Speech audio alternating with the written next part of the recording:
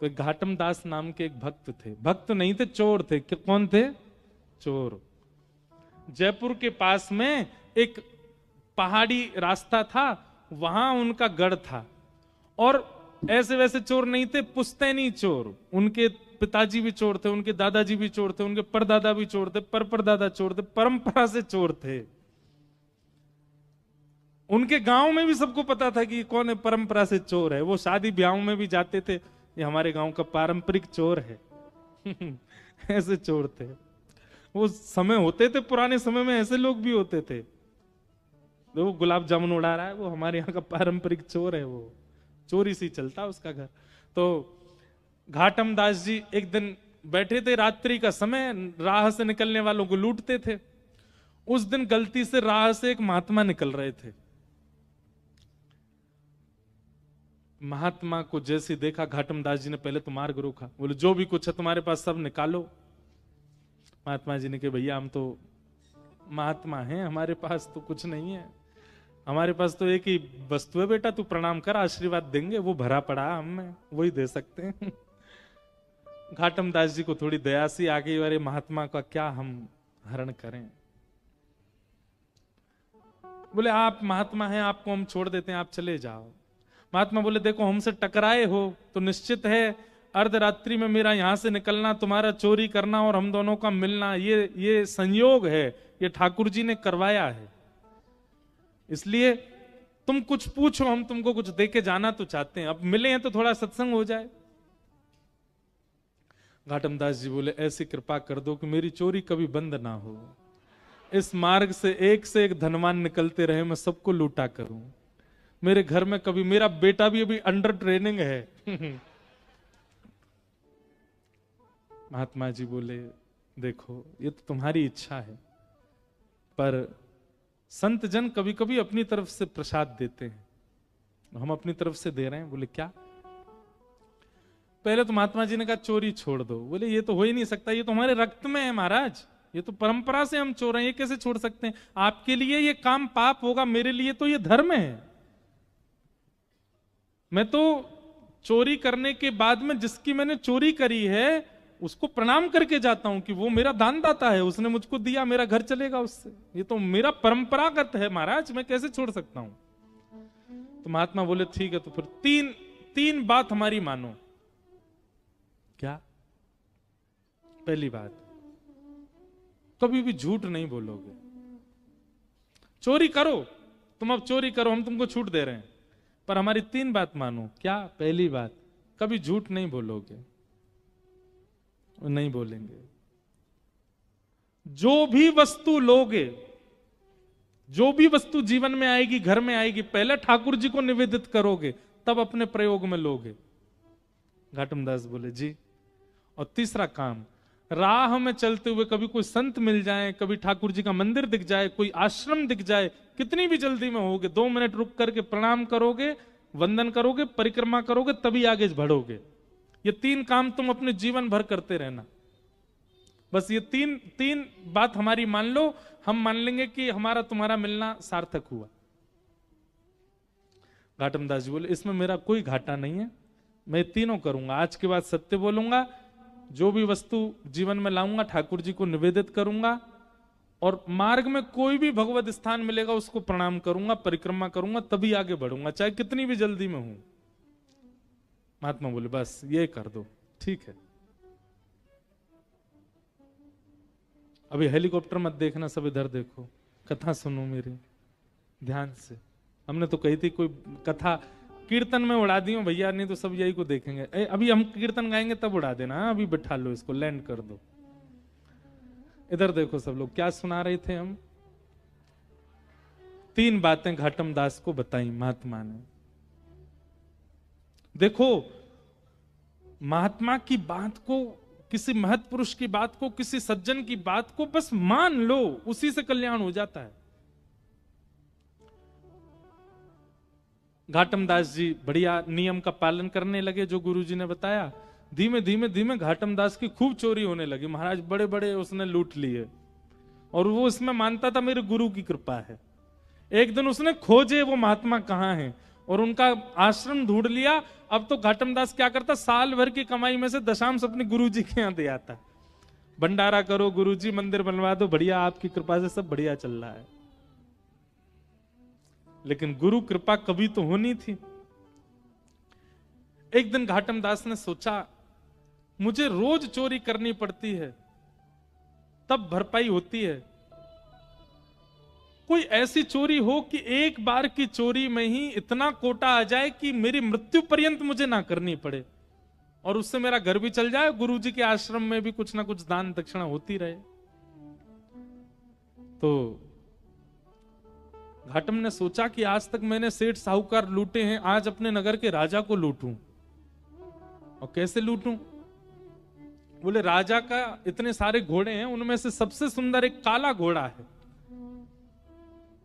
एक श्वेत घोड़ा है, सफेद घोड़ा। अगर वो चुरा करके बेच दूंगा तो इतना धन मिलेगा कि मुझे कहीं नहीं जाना पड़ेगा। घाटम दास पहुंच गए चोरी करने राजा के यहां। जैसे ही प्रवेश करने लगे द्वारपालों ने रोक दिया। कौन हो? घाटम दास। क्या करने आए हो? बोले चोरी करने आए हैं। झूठ तो बोलता नहीं है। तो उसने जैसे ही बोला चोरी करने आए हैं तो द्वारपाल एक दूसरे का मुख देखने लगे। तो दूसरा द्वारपाल बोला उससे, ये जरूर राजा का कोई गुप्तचर है, हमने रोक दिया तो बुरा मान के बोल रहा चोरी करने आया हूं, ये बुरा लग गया इसको, हमारी बात बुरी हमने रोक दिया, इसको बुरा लग गया। अरे भैया बुरा नहीं मानो, जाओ जाओ भीतर जाओ।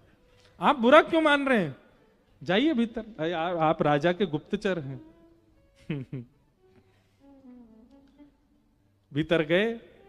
भीतर जाकर के अश्वालय जहां पे सब घोड़े बंधे थे वहां से सफेद घोड़ा निकाला, उस पर बैठ के घोड़े पे बैठ के बाहर आए तो द्वारपालों ने फिर देखा और देख करके बोले भैया क्या किया अंदर? बोले घोड़ा की चोरी करी और चोरी करके अब जा रहे हैं, इसको जाके बेच देंगे, उससे धन मिलेगा, उससे घर चलाएंगे। अरे भैया तुम बुरा नहीं मानो ना, जाओ। आप इतना बुरा क्यों मान जाते हो? आप इतना इतना क्रोध क्यों? जाइए जाइए आप।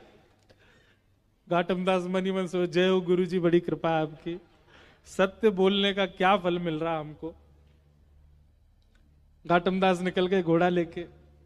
सुबह सुबह 4-5 बजे का समय होगा। थोड़ी देर बाद राजा उठा। राजा उठते ही आखेट को वन में जाने का उसका मन हुआ। तुरंत वो अश्वालय में गया। वहां जाकर के उसने अपने प्रिय घोड़े को ढूंढा, नहीं मिला। सबको हल्ला किया, मेरा घोड़ा कहां गया यहां से।